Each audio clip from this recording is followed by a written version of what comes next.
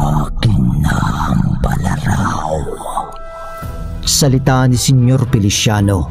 Parang nagtitriple ang boses nito na lumalabas sa kanyang bunganga. Itim ang buong katawan ni Senyor Feliciano.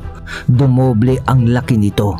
Gutay-gutay na rin ang damit nito dahil sa batak yun ng husto sa pagbabago ng hugis at laki ng kanyang katawan. Para bang ipinanganak si Senyor Feliciano muli. Yun nga lang, sa katauhan ng halimaw. Umuusok ang katawan nito ng itim at ang tekstura ng katawan niya ay kulukulubot na hindi maipaliwanag ang itsura. Nakakadiring tignan, ganon. At ang pagmumuka niya, mahaba ang kanyang baba. Tapos ay halos bumusalsal na sa kanyang bibig ang sungki-sungki nitong mga ngipin na pare-parehas na pangil. Tapos ay namumula ang mga mata nito na parang nagliliwanag na mata ng dyablo. Sa sata naman ng pakikipaglaban ni Atan sa dami ng kanyang nakaharap na kampon ng kadiliman. Ngayon lang siya nakakita ng ganong nilalang. Kasi nakaharap na niya si Silang, mga makalumang gabunan, danaya, kalahating engkanto't aswang at pati ang mga manggagaway. Ngunit dito lang nagimbal ng husto si Atan. Kasi nga, para ng isang nilalang na galing sa ilalim ng lupa ang kaharap nila ng kanyang anak. Napakahigpit ng hawak noon ni Atan ng kanyang balaraw. Nang biglang sinapak ni Senyor Feliciano si Nuriel. Agad naman na sumangga si Nuriel ng kanyang gamit na talibong. Ngunit sa pagtalsik ni Nuriel, kasabay noon ang pagkabali ng kanyang talibong sa sobrang lakas ng pagbikwas ni Senyor Feliciano. Sa pagtalsik ni Nuriel ay nagpagulong-gulong ito sa lupa. Halos mapukaw na ang wisyo ni Nuriel sa ataking ginawa ng halimaw na si Senyor Feliciano. O si Senyor Feliciano pa ba iyon? Ni hindi na nga alam ni Nuriel kung anong klaseng nilalang iyon o ginagamit na lang ang katawan ni Senyor Feliciano ng mga dyablo. Alam naman ni Atan na kakayanin ni Nuriel ang pagkatalsik nito dahil sa kabal na hangin ni Burias. Kaya't imbis na alalayan si Nuriel ay umatake naman agad siya kay Senyor Feliciano. Doon ay nakipag-anib naman si Kartel sa kanyang katawan. Kaya naman sa bilis ni Atan ay narating niya agad si Senyor Feliciano.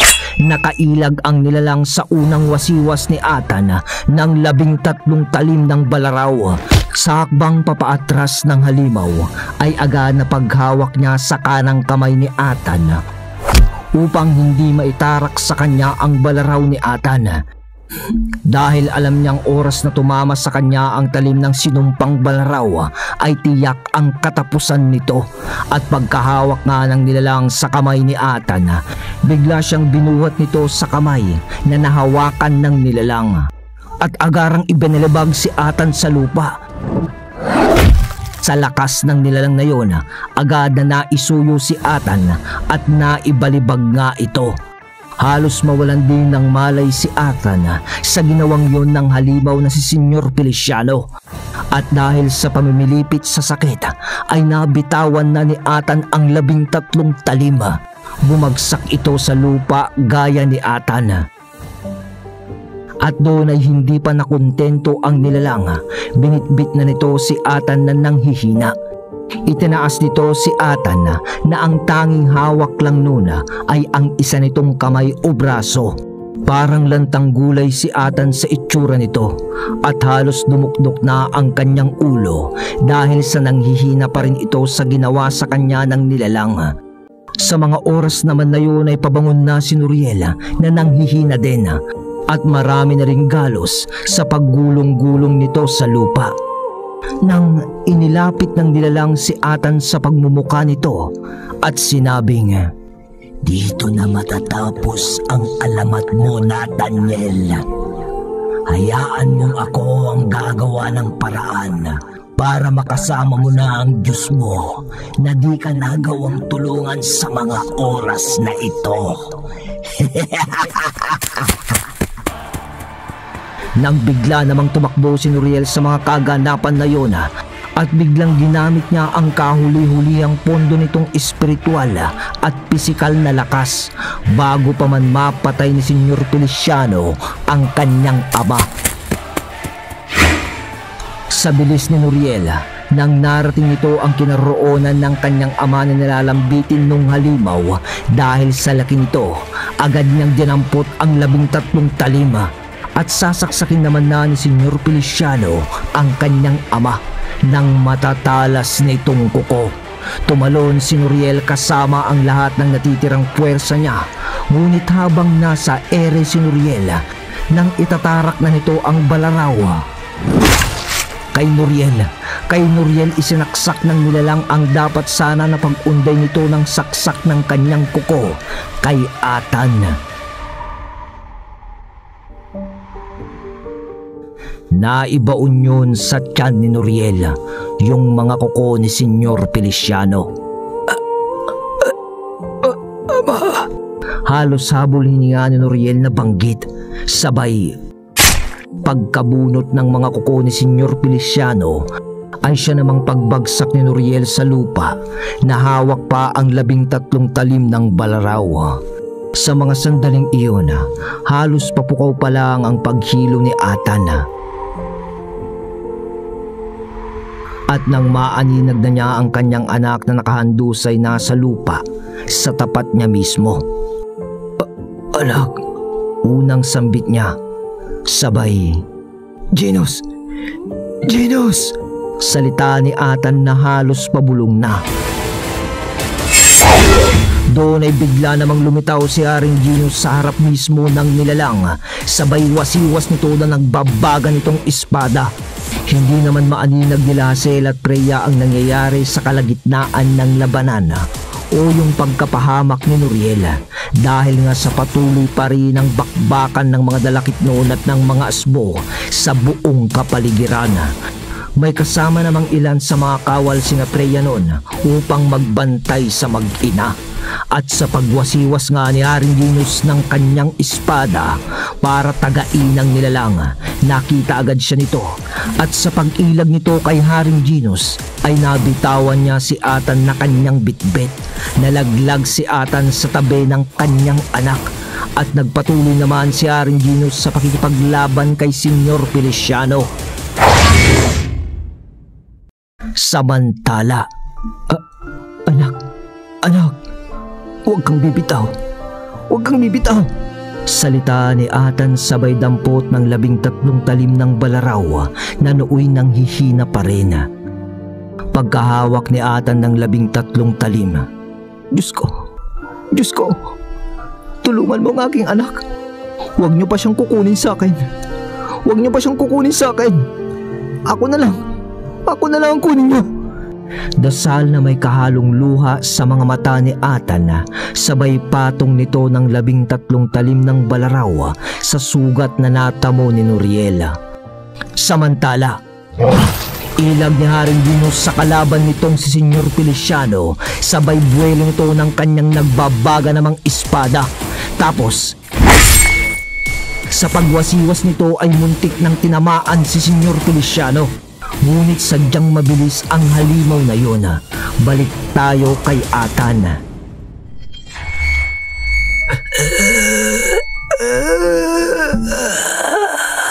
Boses ni Nuriel habang nagbabaga na ang letra na nakaukit sa 13 talim na para bang nag-iinit ito upang hilumin ang sugat ni Nuriel. Dugo kita kaya alam kong gagaling ka. Salita pa ni Atan na ang tunog ay may kasama pa ring paghiling hanggang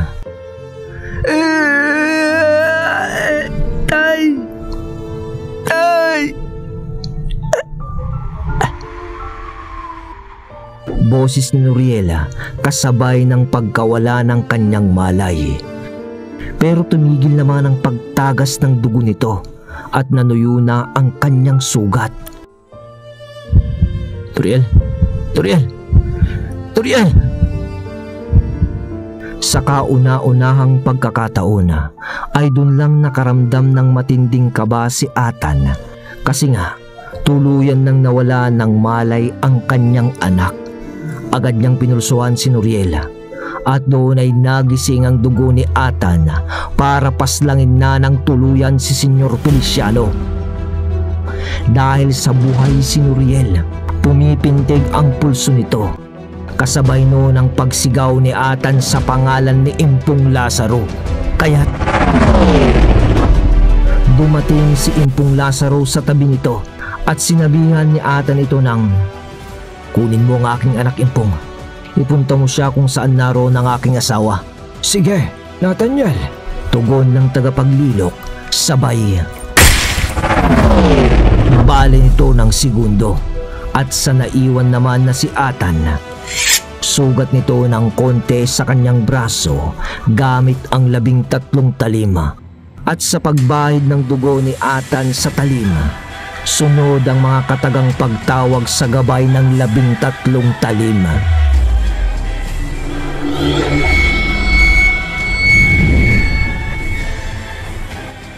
Nagbaga ang mga letrang 7 ngalan ng anghel na nakaukit dito hanggang sa kumawala ito sa talima at nagsamateryal na isang maliwanag at malaking nilalang na may pakpak. "Muli mo kaming tinawag, Nathaniel." Bigkas ng gabay ng talim. "Oo, salamat at lumabas kang muli. Sa kahuli-huli ang pagkakataon ay hinihingi ko ang iyong tulong. Lulupigin lang natin ang nilalang na to." Salita ni Atan. Sabay buwelo nito ng pag-ataking muli kay Senyor Feliciano habang kinakalaban pa rin yun ni Haring Ginos. At nanumbalik ng muli ang lakas ni Atan. "Nasa halili mo kami, Nathaniel." Salita ng gabay. Dahil doon ay sugod ni Atan kay Senyor Feliciano. Unday ng saksak ni Atan sa nilalang habang inaatake rin yun ng Haring Dalakitnona. Agad naman na lumundag papalayo ang nilalang upang makaiwas sa dalawa, ngunit wasiwas ng espada ng gabay ng 13 talim. Doon ay pinutol nito ang paa ng halimaw. Napahiyaw ito at napaluhod ang natitira niyang paa. Kaya't nang makalapit bigla si Haring Ginos, saksak naman sa lalamunan noon ng nagbabagal nitong espada. Sabay baon naman ni Atan ng 13 talim ng balaraw. At sa likod naman ng malahalimaw na nilalang, baon ulit ng gabay ng talima sa mismong ulo ng nilalang, diretso sa buong katawan nito. Sa pagbunot ng 3 sa kani-kanilang sandata na naibaon lahat sa katawan ni Senyor Feliciano, ay siya na ring pag-impis ng katawan nito at paglabas ng mga kaluluwa sa katawan niya.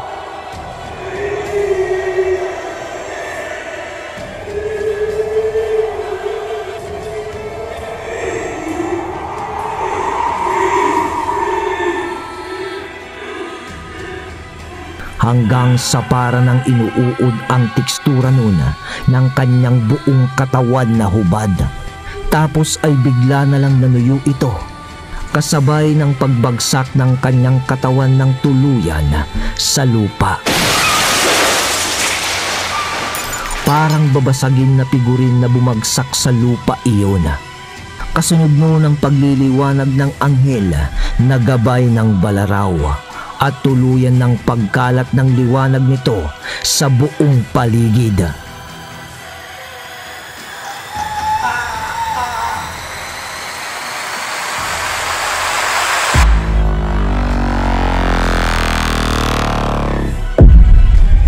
Agaran naman na nanakbo lahat ng mga asbo papalayo sa liwanag na yon, kasi nabubulag at napapaso na sila sa liwanag na ito.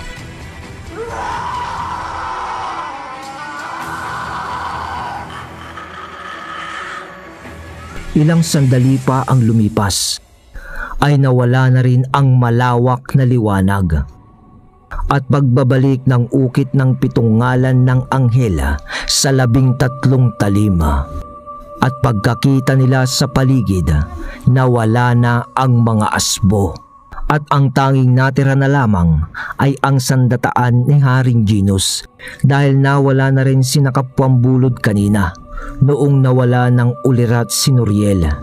Sina Timot naman ay naapektuhan ng liwanag, kaya't bago sila mahagip noon ay lumayo sila sa lugar ng labanan. Nagtagumpay tayo, Nathaniel. Salita naman ni Haring Ginos. Kasunod noon ang pagdating ni Lasel, Freya, Denden, Esmeralda na kapiling na ang kanyang anak na si Diwata. Sa tabi naman ni Diwata ay si Nuriel na nooy meron na ring malay. Napakaswerte mo pa rin, Nathaniel. Natapos ang digmaang ito, nabuo pa rin ang iyong pamilya. Wika naman ni Lazaro na dumating na rin sa kinalalagyan nila. At kasunod noon ay paglitaw naman nila Timot sa di kalayuan. Magbabayad kayo! Magbabayad kayo sa ginawa niyo sa aking ama! Salita naman ng isang lalaki ng pasigaw. At yun ay ang hinihinala naman nilang anak ni Senyor Feliciano. Ngunit agad na nilapitan yun ni Timot sa anyo nitong makalumang gabunan. Sabay, anong sinabi mo? Salita niya na tutok sa pagmumukha nun ang malaking nguso ni Timot. Halimaw! Halimaw! Tunog ng lalaki, sabay tumakbo na ito sa sobrang takot kay Timot. Madapa-dapa pa ito sa kakaapuran nitong tumakbo. Napangiti na lang ang buong pamilya sa ginawang pananakot ni Timot sa lalaki. At hinayaan na lamang nila yon na lumayo.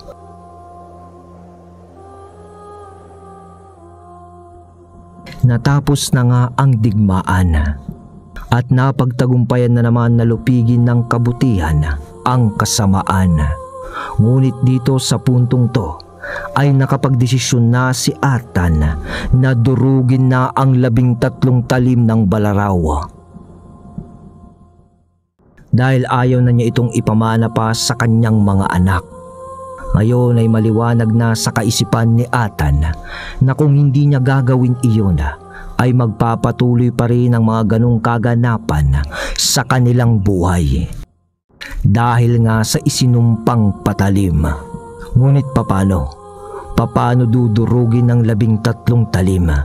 Dahil sa mga ilang araw nang natapos ang digmaan ay makailang beses nang sinusubukan na durugin yon ni Atan.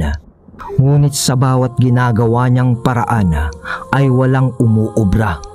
Kaya't doon ay muli niyang pinasyala ng matagal na niyang kaibigan na matanda. At yun ay walang iba kundi si Apo Iraya. At sa pagdalaw niya sa lugar nila Apo Iraya, sa pagkakataong to, muli sa Tagalog ko sasambitin ang mga salita ni Apo Iraya nang sa ganon ay mas maintindihan natin ng klaro ang pag-uusap ng magkaibigan na si Nathaniel at Apo Iraya. Kumusta ka na, Nathaniel?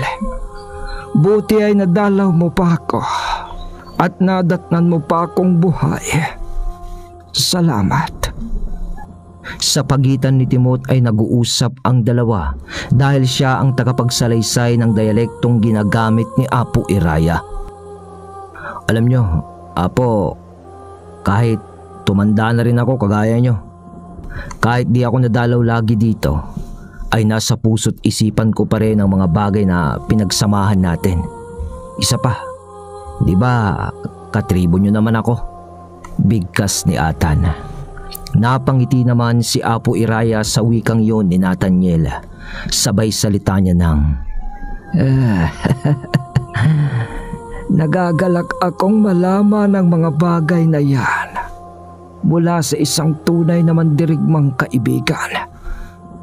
Ngunit sa pag-uusap nating ito, Nathaniel, kahit ngayon pa lamang ay nakikita ko na ang malapit na paglubog ng araw ng aking buhay. Salita ni Apo Iraya sabay buntong hininga. Nathaniel, malabo na rin ang aking paningin sa ngayon.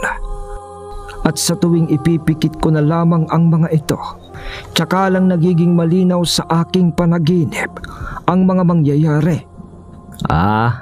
Diyan naman ako hindi sang-ayon, Apo. Malakas ka pa sa kalabaw, oh. Matagal pa ang paglubog ng iyong araw. Hindi ka pa mawawala, Apo. Tugon naman ni Atan sa mga sentimiento ni Apo Iraya. Muli ay napangiti naman si Apo Iraya sa kinauupuan nito. Pagkatapos ay tumingala ito sa langit na parabang pinapalaya ang kanyang kaisipan sa kalikasan. Pagkatapos ay tumingin ulit ito kay Atan. Nathaniel, pasensya ka na at hindi na kita muling masasamahan pang muli sa iyong paglalakbay dahil sa kalagayan ng aking pisikal na katawan. Ano pong ibig niyong sabihin? Anong ibig niyo pong sabihin, Apo? Takang tanong ni Nathaniel kay Apo Iraya. Alam kong naparito ka, Nathaniel, dahil sa nais mo nang wakasan ang sumpang nakadugtong sa iyong dugo, hindi ba? Oo. Tama ho kayo, Apo. Tugon naman ni Atan na wala ng pagtataka dahil nga sa alam niya ang abilidad ni Apo Iraya na maaninag ang hinaharap sa kanyang mga panaginip. Alam kong nasa tamang landas ka, Nathaniel, sa iyong mga desisyon sa buhay. Pero ang hindi ko lang alam ay kung mapapagtagumpayan mo ang iyong binabalak. Dahil ang pagdurog ng 13 talim ay magiging katumbas ng iyong buhay. Kaya't ito ang maibibigay kong payo sa iyo.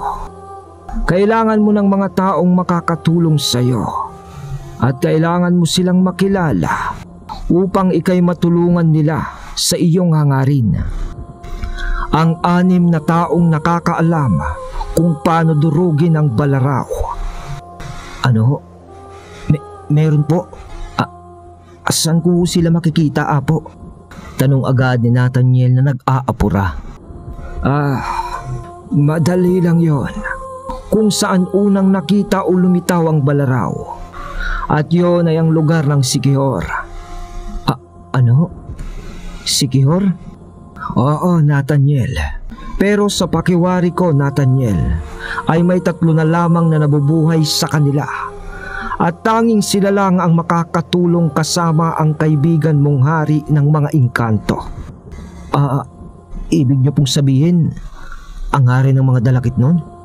Oo, siya nga, Nathaniel. Pero kailangan mo pa ring maglakbay para sa katuparan ng iyong hinahangad. Pagdating mo sa isla, kung nasaan ang lugar na sinasabi ko, ay doon mo pa lamang malalaman kung magagawa mong posible ang iyong mga balak sa pagsasawala ng 13 talim. Sa pagkakarinig ni Atan ng iba pang payo ni Apo Iraya, doon niya naintindihan ang mga ilan sa kanyang gagawin. Wala nang inaksaya pang panahon si Atan upang tapusin na ang kanyang trabaho na durugin ang balaraw.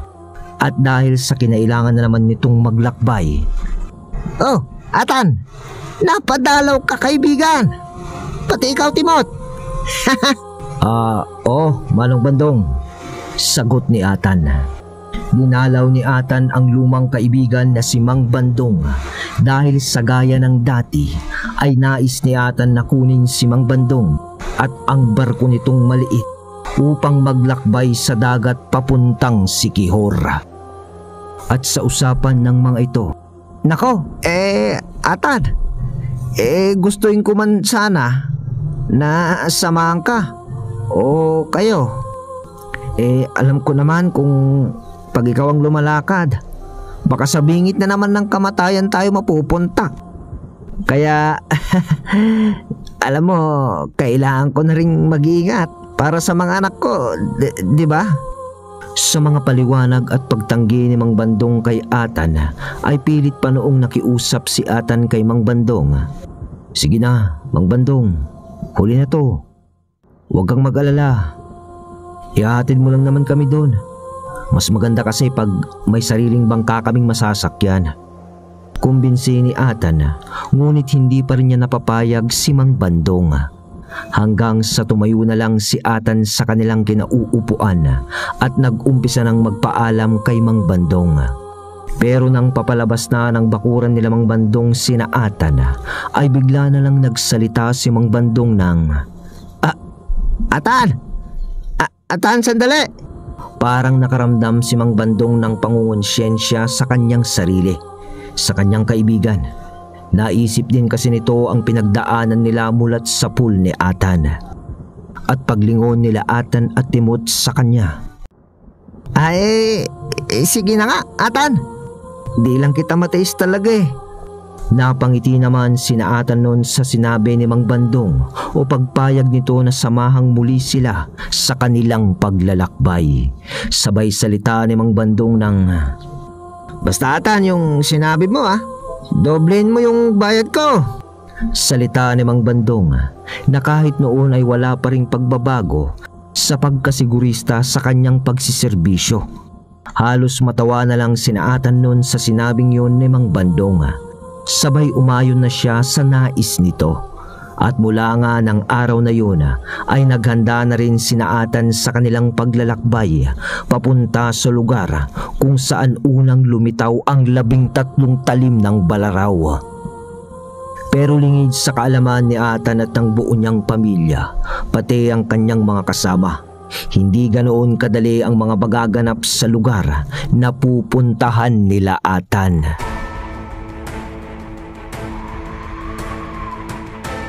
Nagdaan ang 1 linggo na paghahanda nila Atan. Kasi dito ay ilang buwan na rin mula nung natapos ang kanilang pakikidigma sa grupo ni Senyor Feliciano. Sa katunayan ay natapos na dito ang kasal ni Noriel at Diwata.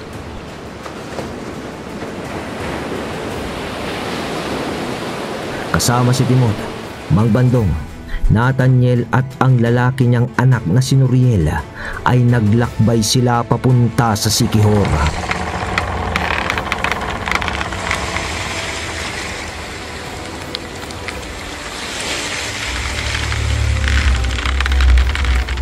Upang kitain ang sinasabi ni Apo Iraya na makakatulong kay Atan sa pagdurog ng 13 talim.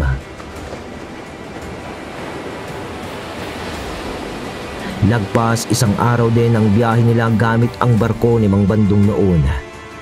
Nang makarating sila Atan doon, ay gabi na rin.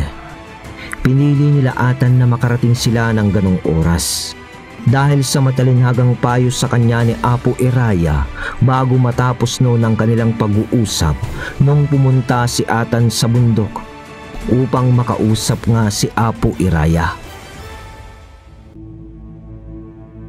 At ang sabi ni Apo Iraya, "Sa kabaliktaran ng liwanag, ay siya namang daong ng liwanag na siyang nagtatangan ng mga nakaukit na pangalan ng anghel sa isang patalim. At dahil doon ay may sasalubong din sa kanya na isang disipulo ng kanan na siyang magtuturo ng lugar kung saan dating unang lumitaw ang talim. Dahil kagaya ng tao at ng iba pang bagay na nilikha ng tagapaglikha, ang mga pangyayari ay paulit-ulit lamang. Sapagkat ang alon ay dumadampi sa gilid ng pangpang, ngunit kahit ilang ulit man itong mangyari, ay bumabalik pa rin ang alon o tubig sa dagat. Gayon din ang araw na sumisikat sa silangan at lumulubog sa kanluran. Gaya ng talim, kung saan ito unang lumitaw, ay doon din ito mapupukaw. Dahil ito ang akda ng may likha sa sangkatauhan." Yun ang mga matalinhagang salita ni Apo Iraya. Nang nakababa na ang lahat, puwera lang kay Mang Bandong, dahil nga sa ipinauna niya na ito, na sinabi na niya kay Atan bago sila pumunta doon na hindi na siya makikialam patungkol sa mga kababalaghang nagaganap o magaganap pa lamang kina Atan sa pagdaong nila. Ibig sabihin, 3 lamang sila noon na makikipagkita sa kung sino man ang mga taong nakakaalam kung paano durugin ang 13 talim o ihiwalay ang sumpa ng dugo ni Atan sa talim.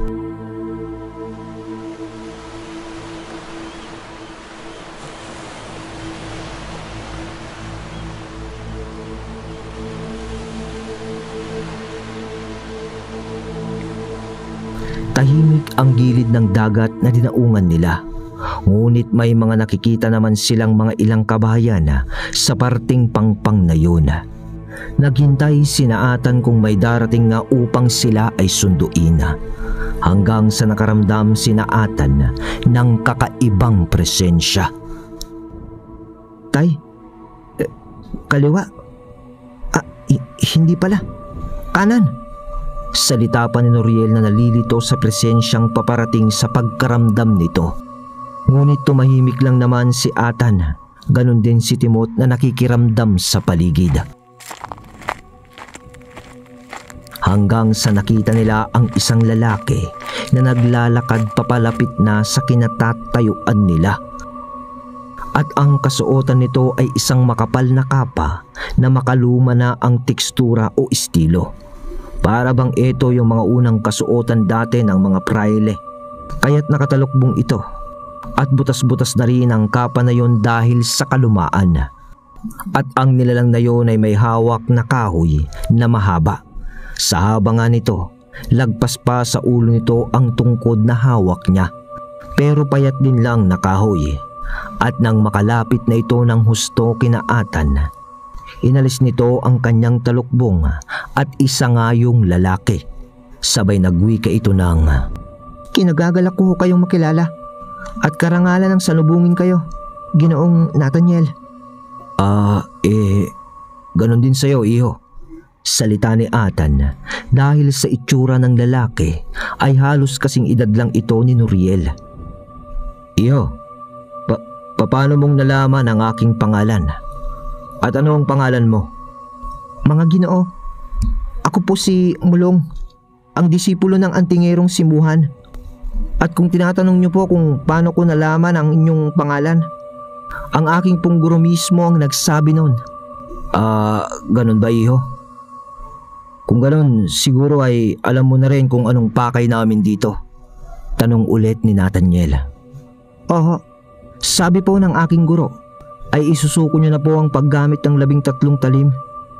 Tugon ni Mulong. Kahit na hindi naman eksakto sinabi ni Mulong ang nais marinig ni Atan, nagkatinginan pa sila noon ni Timot. Pati si Noriel ay napatingin din sa kanyang ninong at ama. Pero nang nagsalita na si Atan, "Parang ganun na nga, Mulong. Ibig sabihin, nandito ka para sunduin kami, hindi ba? At para makilala namin ang iyong maestro." Tama ho kayo, Ginoong Nathaniel. Yun po ang rason kung bakit ako naparito. Kung ganun ay sa lalong madaling panahon ay kailangan ko nang makilala ang iyong maestro na si Muhan, hindi ba? Kung ganoon ay sumama na kayo sa akin. Tugon naman ni Mulong ng madalian kay Atan.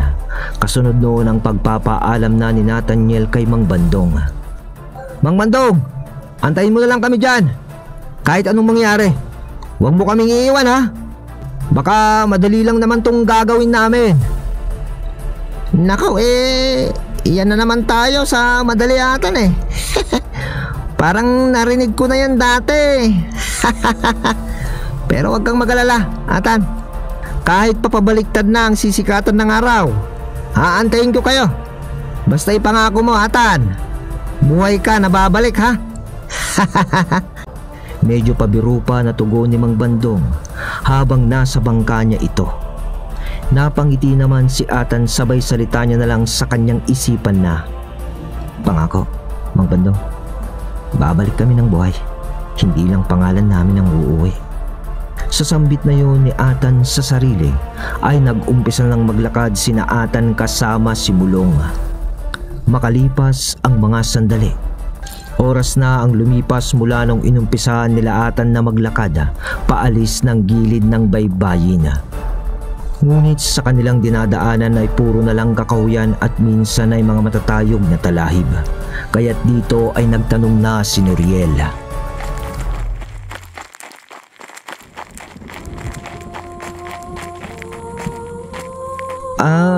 Kaibigan, malayo pa bang ating lalakarin para marating ang iyong maestro? Tanong ni Noriel.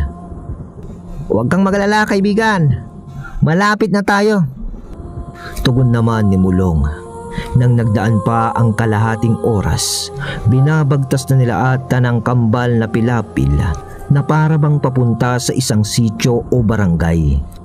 Kasi nakikita na nila Atan ang ilang bahay na may liwanag na parang nanggagaling sa mga gasera sa loob ng bahay, sa kalagitnaan ng isang bukirin.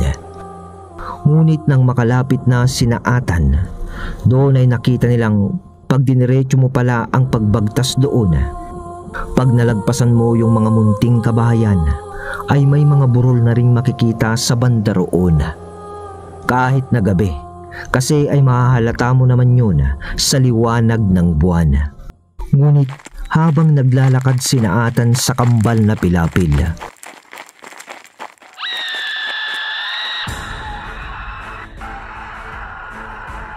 bigla naman silang nakarinig ng paghihiyawan mula sa mga kabahayan na kanilang natatanaw. Doon ay napatigil ng konti si Mulong, pati rin sina Atan. Sabay bigkas ni Mulong na, Tama si Maestro. Dumating nga sila. Anong sila, iho? Salita ni Atan ng patanong. Sabay bunot nito ng 13 talim at bunot naman ng itak ni Nuriel na kanyang dala. Hindi ko pa sigurado, Ginoong Nathaniel, pero ayon sa maestro ko, sila ang mga aswang na sinaunang binuhay ng 13 talim. Ano ka mo? Ibig sabihin, sila ang mga orihinal na dating may hawak nitong talim? Tanong ni Atan. Parang ganun na nga, Ginoo. Nandito na sila para patayin ang aking maestro dahil isa siya sa nakakaalam kung paano lupigin ang 13 talim. Ano? Ano pang ginagawa natin? Tara na! Tulungan natin ang maestro mo! Sa hudyat ni Atan ay agad silang tumakbo upang saklolohan ang maestro ni Mulong.